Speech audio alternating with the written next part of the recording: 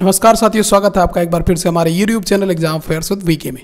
तो यहाँ पे देख पा रहे हैं रेलवे बोर्ड के द्वारा एक लेटर जारी किया गया जिसका ताल्लुक सीधा डिप्लोमा और बीटेक स्टूडेंट से है और ये लेटर कल जारी किया गया 21 फरवरी 2022 से। तो बहुत सारे YouTube चैनल में आप इस लेटर को देख चुके होंगे, हालांकि वहाँ पर आपको बिल्कुल सही सटीक जानकारी नहीं मिल पाई होगी कि ये लेटर कह क्या रहा है, क्योंकि बहुत सारे जो यूट्यूबर हैं उनको पढ़ना नहीं आ रहा है। अगर उनको पढ़ना नहीं आ रहा तो वो आपको पढ़ के समझा कैसे सकते हैं। तो यहाँ पर जो बहुत सारे लोग इसको समझ पा रहे हैं उसमें इस लेटर को लोग समझ रहे हैं कि अब सभी एसएससी जेई के पोस्ट पर केवल कॉन्ट्रैक्ट बेसिस पे भर्ती होगी और नया रिक्रूटमेंट अब नहीं आएगा। कुछ लोग ये कह रहे हैं और कुछ लोग कह रहे हैं कि इससे नए रिक्रूटमेंट में कोई प्रभाव नहीं पड़ेगा, मतलब नया रिक्रूटमेंट आ रहा है, जबकि ये दोनों ही बातें गलत है। आइए देखते हैं कैसी। आप यहाँ पे देख पा रहे हैं सब्जेक्ट में दिखाया गया engagement of staff against post of SSC JEs on contract basis, और यहाँ पे रेफरेंस दिया गया है बोर्ड की letter number this dated 15 February 2022। ठीक है, आइए देखते हैं उस लेटर में कहता क्या है। सबसे पहले रेफरेंस आपको समझ में आ जाएगा तो आप बिल्कुल इस लेटर को तुरंत समझ जाएंगे और क्या प्रभाव डालेगा आपके रिक्रूटमेंट, नए रिक्रूटमेंट पर, वो भी आपको समझ में आ जाएगा। चलिए इस लेटर को देखते हैं, रेफरेंस की लेटर को।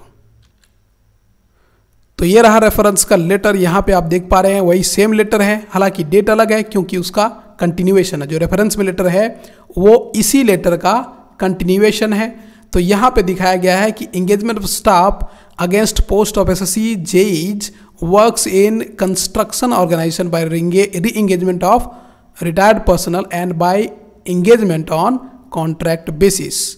तो इस में जो दिया गया है आरबी लेटर नंबर वो है 621। तो 621 लेटर को आइए देखते हैं क्या कहता है ये लेटर। तो यहाँ पर आप देख पा रहे हैं ये है आरबी नंबर 621, वही रेलवे बोर्ड का लेटर जिसका कंटिन्यूएशन आप अभी के जो फरवरी 21 में जारी किया गया लेटर उसके रेफरेंस में है। तो यहाँ पे कहा गया सब्जेक्ट वही है, एंगेजमेंट ऑफ स्टाफ है, ठीक है, कॉन्ट्रैक्ट बेसिस पे, लेकिन यहाँ पे किस ऑर्गेनाइजेशन में, कंस्ट्रक्शन ऑर्गेनाइजेशन में री एंगेजमेंट कॉन्ट्रैक्ट बेसिस पे हुआ है। आपको बता दूं कि रेलवे में दो प्रकार के ऑर्गेनाइजेशन होते हैं, एक होता है ओपन लाइन डिपार्टमेंट और दूसरा होता है कंस्ट्रक्शन डिपार्टमेंट। ठीक है, तो कंस्ट्रक्शन डिपार्टमेंट में कुछ लोगों को नौकरी दी गई थी पूरे भारतीय रेलवे में, और कितने लोग थे उसमें, इस लेटर को मैं आपको समझा देता हूँ काफ़ी शॉर्ट में। 100 नौकरी थी, 100 लोगों को री एंगेज किया गया था, रिटायर्ड लोगों को, और उनको रिटायर्ड किया, उनको जो है नौकरी दी गई थी कब तक, 19 नवंबर 2020 तक। बाद में इसको बढ़ाया गया 2 साल के लिए और अब डेट 19 नवंबर 2022 तक कर दिया गया है। मतलब 100 लोगों को जो इंगेज किया गया था 19/11/2020 तक, अब उन्हें 19/11/2022 तक इंगेज रखा जाएगा। ठीक है, ये था इस लेटर में। ठीक है, और अब देखते हैं अब जो अभी कल जो लेटर जारी किया गया है वो क्या कहता है। अब आपको समझने में काफ़ी आसानी होगी। तो ये है रेलवे बोर्ड के कल का लेटर, यानी कि 21 फरवरी 2022 का लेटर जो वायरल हो रहा है लगातार, और लोग कह रहे हैं कि नया रिक्रूटमेंट बिल्कुल नहीं आएगा। सच्चाई क्या है अभी आपको समझ में आ जाएगा। In continuation of board's letter under reference the said scheme extended up to 19/11/2022, जो कि अभी मैंने बताया कि 19/11/2022 तक एक्सटेंड कर दिया गया। किस स्कीम को, वही 100 लोग को जो एम्प्लॉय किया गया था रेलवे में और कंस्ट्रक्शन डिपार्टमेंट में, उसे 19/11/2022 तक एक्सटेंड कर दिया गया। अब shall include engagement of JTEs / technical supervisors for project work in open line in addition to construction organisation. यहाँ भी वही बोल रहा है कि कंस्ट्रक्शन ऑर्गेनाइजेशन में तो था 100 लोग, अब जेटीए यानी कि जूनियर टेक्निकल असिस्टेंट या टेक्निकल सुपरवाइजर्स जो कि इक्विवेलेंट होते हैं एसएससी और जेई के, उनको अब ओपन लाइन के प्रोजेक्ट वर्क में भी इंगेज किया जा सकता है कॉन्ट्रैक्ट बेसिस पे। ये इस लेटर का कहना है। ठीक है, मोटा मोटी यही कहना है। अब आगे कहता है there is no change in overall ceiling of 320 JTAs / technical supervisors with ceiling of 20 in each zonal railways whose deployment shall be decided by general manager.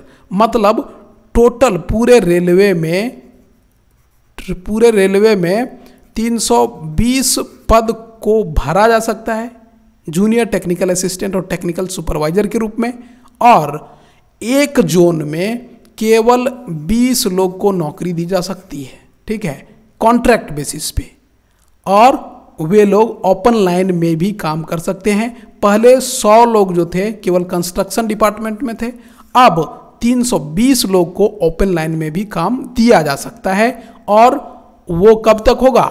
19 नवंबर 2022 तक, मतलब 19 नवंबर 2022 तक 320 लोगों को और नौकरी दी जा सकती है कॉन्ट्रैक्ट बेसिस पे। तो इससे अब होगा क्या? आप जानते हैं इस एसएससी जेई की जो वैकेंसी है, एसएससी जेई की वैकेंसी लगभग 5 से 10 हज़ार के बीच है, ठीक है, 5 से 10 हज़ार के बीच वैकेंसी है, और यहाँ पर रिक्रूटमेंट कितनी की हो रही है? 320, ज़्यादा से ज़्यादा 320 लोगों की। तो 320 लोग तो 5 से 10 हज़ार लोगों की वैकेंसी को फिल नहीं कर सकते, तो आपका जो रिक्रूटमेंट है वो बाधित नहीं होने वाला है। सभी डिवीज़न से वैकेंसीज को लिया जा चुका है, आरआरबी तक पहुंच गया है, और आपकी वैकेंसी जो है रेगुलर वैकेंसी वो 2022 में जरूर आएगी। इतना मानकर आप चलिए, एसएससी और जेई की वैकेंसी रेलवे में 2022 में जरूर आएगी, क्योंकि 320 आदमी से होने वाला नहीं है। लेकिन अभी जो ओपन लाइन में कुछ प्रोजेक्ट चल रहे हैं उसके लिए रेलवे ने तत्काल 320 जेटीए या टेक्निकल सुपरवाइजर्स को नौकरी देने का मन बना लिया है, तो थोड़ा सा प्रभाव जो है जरूर पड़ेगा, ठीक है। ऐसा भी नहीं है कि बिल्कुल ही प्रभाव नहीं पड़ेगा।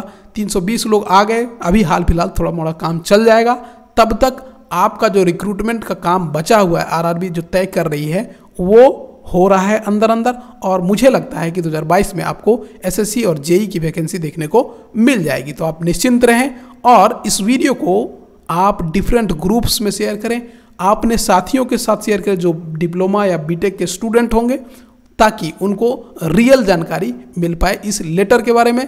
ऐसा नहीं कि अब वैकेंसी आएगी ही नहीं, या ऐसा नहीं कि वैकेंसी जो है पूरी तरह से इससे कोई प्रभाव नहीं पड़ेगा। पूरी जानकारी मैंने दे दी। वीडियो अच्छा लगा हो लाइक करें, और इसको बिल्कुल पूरे इंडिया के बीटेक और डिप्लोमा स्टूडेंट्स तक पहुंचा दें। वीडियो को देखने के लिए धन्यवाद।